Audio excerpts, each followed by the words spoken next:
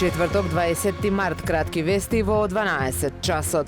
Возачот на брзата помош кој учествуваше во евакуацијата на повредените во трагичниот пожар во Кочани ќе биде постхумно одликуван, изјави министерот за здравство Арбен Таравари, кој откри дека следната недела планираат да го одликуваат починатиот возач за неговиот голем придонес во спасувањето на жртвите. Во однос на шпекулациите за смртта на втор возач од службата за итна медицинска помош, министерот изјави дека за сега нема официјална потврда за таквата информација. Во моментов 101 пациент се лекува надвор од земјата, додека во домашните државни и приватни клиники вкупно 72 пациенти.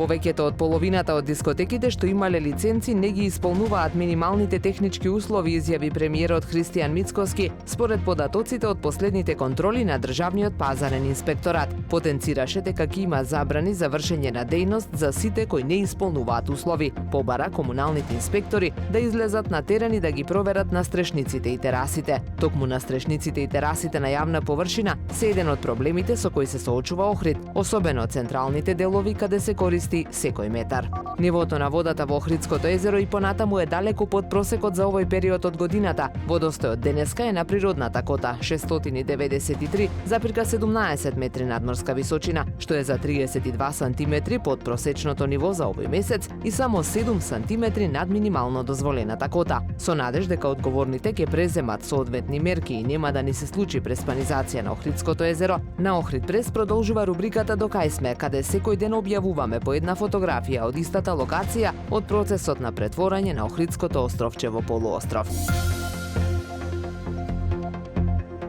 Времето денес претежно сончево, дува слаб до умерен северозападен ветер. Максималната температура во Охрид до 11 степени. Повеќе информации на ohridpress.com.mk.